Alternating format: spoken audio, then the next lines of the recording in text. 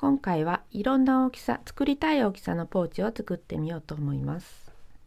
中は5つポケットがついています。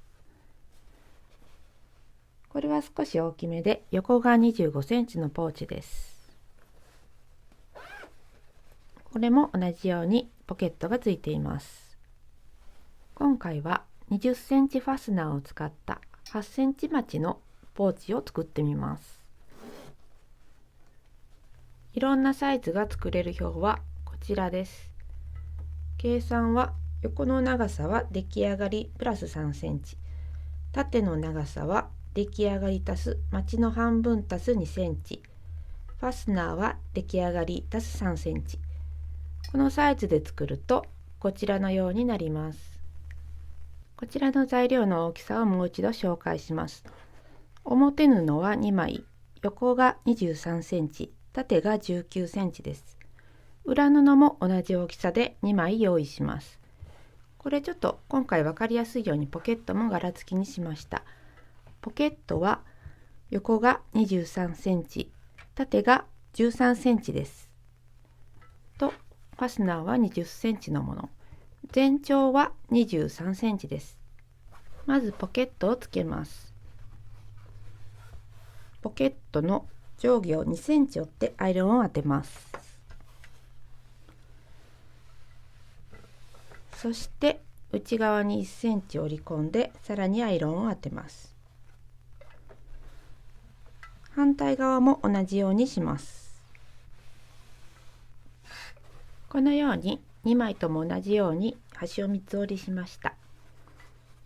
で、2枚とも片方だけ5ミリの縫い代で縫います。ポケットの入り口になるところです。裏地の上から4センチのところに印をつけて、この縫った方を上にしてクリップで留めます。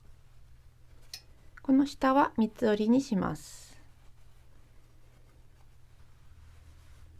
このように留めました。真ん中はクリップが届かないので待ち針をつけています。この下も5ミリぐらいの縫い代で縫います。次に仕切りを縫います。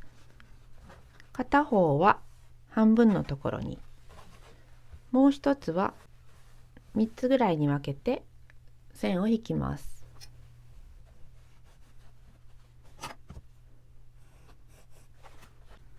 こちらはどのように区切ってもいいのですが、今回は端から8センチずつのところに線を引きます。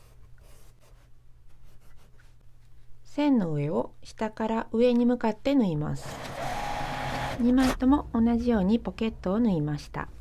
表布にファスナーをつけます。ファスナーを裏返して、ここに端ミシンをかけます。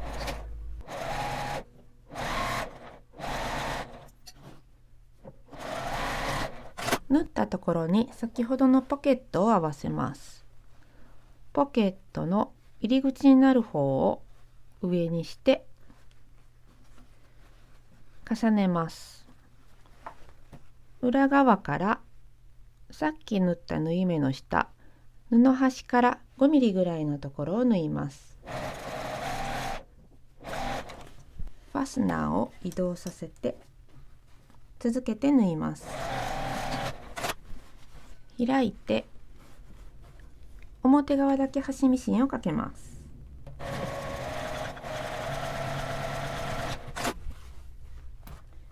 裏側を折り返してファスナーの端のところに、ここにアイロンを当てておきます。反対側のファスナーをつけます。表側を重ねて同じように端ミシンをかけます。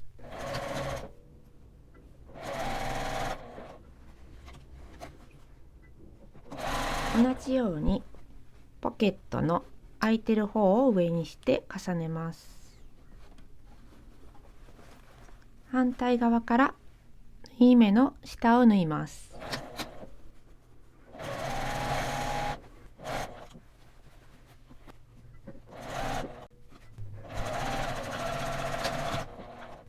こちらも表側から端ミシンをかけます。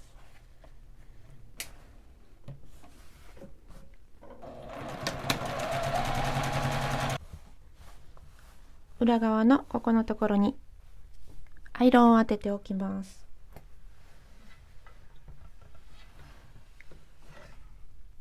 表同士、裏同士を合わせます。ファスナーは真ん中ぐらいのところに持ってきておきます。端もファスナーのところを合わせて留めます。このように留めます。すっきり仕上げるために裏布の底を5ミリぐらいカットしておきます。裏布の真ん中あたりに7センチぐらいの返し口の印をつけておきます。この返し口を開けてぐるりと1センチの縫い代で縫います。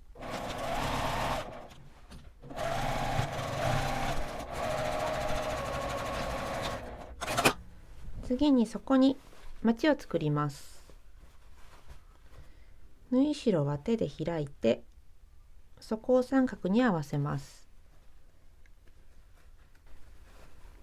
このように合わせて作りたいまちを線で引きます。今回は8センチのまちを作るので真ん中から4センチずつ8センチの線を引きます。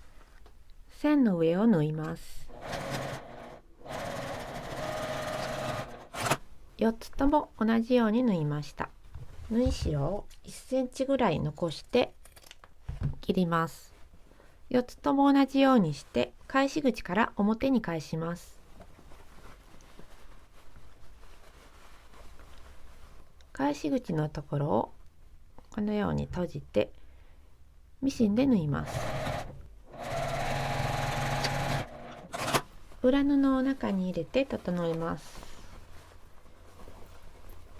ファスナーを開けて指を入れて端をきれいに出します。タオルとかこのアイロン用のミトンを入れてアイロンを当てます。